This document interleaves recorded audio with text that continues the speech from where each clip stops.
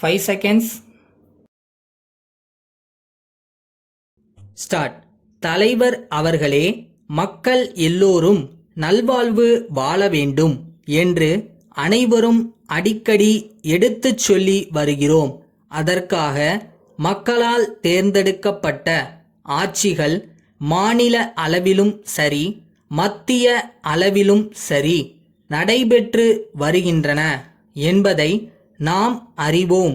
5 ஆண்டுகளுக்கு ஒருமுறை தேர்தல் நடைபெற்று மாநில சட்டமன்ற உறுப்பினர்களும் நாடாளுமன்ற உறுப்பினர்களும் தேர்ந்தெடுக்கப்படுகிறார்கள்.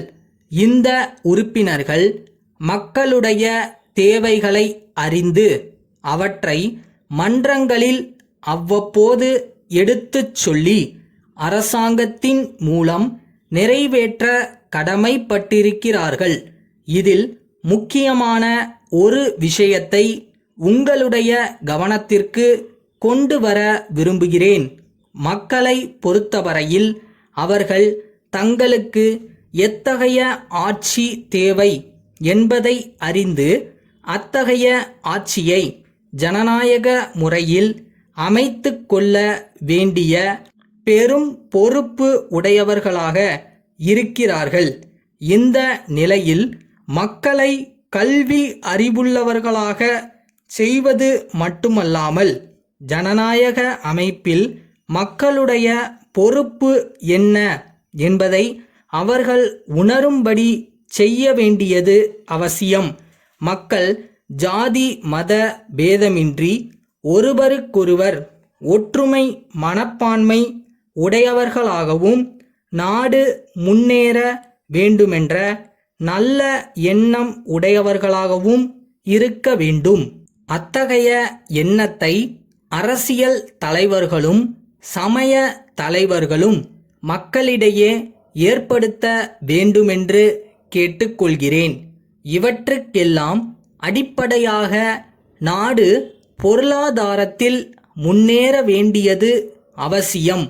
பொருளாதார முன்னேற்றம் ஏற்பட வேண்டுமானால் தரிசாக உள்ள நிலங்கள் விவசாயம் செய்வதற்கேற்ற வகையில் மாற்றியமைக்கப்பட வேண்டும். அதற்கு இன்றியமையாதது நீர்ப்பாசன வசதியாகும். நீர்ப்பாசன வசதி செய்ய வேண்டுமானால் ஆறுகளின் குறுக்கே அணைகள் கட்டப்பட வேண்டும். ஏரி குளங்கள் முதலியவை ஆழப்படுத்தப்படுவதுடன் கரைகள் பலப்படுத்தப்பட வேண்டும். அப்போதுதான் மழை தண்ணீரை வீணாக்காமல் தேக்கி வைத்து பாசன வசதிகள் செய்து கொடுக்க முடியும். நில வளமும் நீர் வளமும் கால்நடையும் காட்டு வளமும் மனிதனுடைய நன்மைக்காக ஏற்பட்டிருந்தாலும் அவற்றை சரியான முறையில் பராமரித்து திட்டமிட்ட முறையில் பயன்படுத்தி கொள்ள மனிதன் கற்றுக்கொள்ள வேண்டும். அப்படியில்லாமல் காடுகளை இஷ்டம் போல் அழித்துவிட்டால் வருங்காலத்தில் மனிதன் கஷ்டப்பட வேண்டியிருக்கும் என்பதை மறந்துவிடக் கூடாது. இயற்கை வளங்களை போற்றி பாதுகாத்து நல்ல முறையில் பயன்படுத்தாத காரணத்தால் பெரு வெள்ளத்தினால் சில பகுதிகளும் கடும் வறட்சியினால் மற்றும் சில பகுதிகளும் பாதிக்கப்பட்டு வருவதை பல சந்தர்ப்பங்களில் பார்த்து வருகிறோம். இயற்கை செல்வம் மனித சமுதாயம் முழுமைக்கும் பயன்பட வேண்டும் என்ற எண்ணம் எப்போதும் இருக்க வேண்டியது அவசியம். அந்த எண்ணம் ஓரளவு இல்லாத காரணத்தால் ஒரு பகுதியில் பெரு வெள்ளத்தினால் சேதமும் மற்றொரு பகுதியில் குடிப்பதற்கு கூட தண்ணீர் கிடைக்காத அவதியும் இருப்பதை பார்க்கும்போது உண்மையிலேயே நாம் வேதனைப்பட வேண்டியவர்களாக இருக்கிறோம். சென்னை ராஜாஜி சாலையிலுள்ள இந்தியன் வங்கியின் தலைமை மேலாளர் செங்கற்பட்டிலுள்ள காமாட்சி சர்க்கரை தொழிற்சாலையின் நிர்வாக அதிகாரிக்கு அனுப்பும் கடிதம்.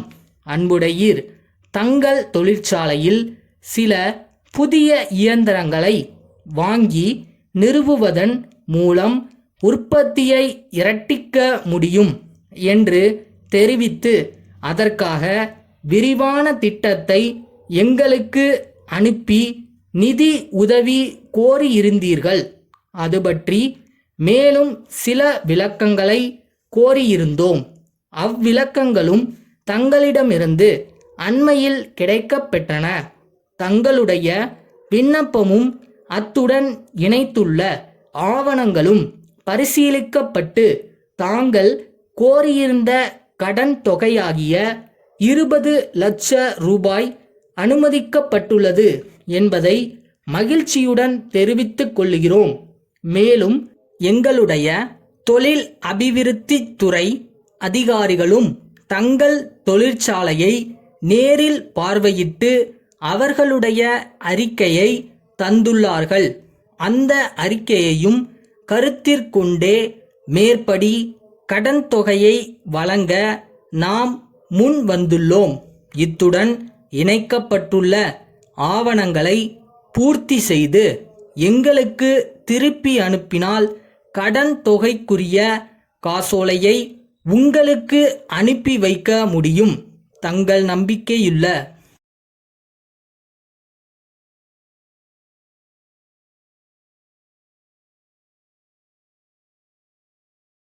நீ எந்த வேலையை பண்றியோ அந்த வேலையை செம்ம ஜாலியா பண்ணு.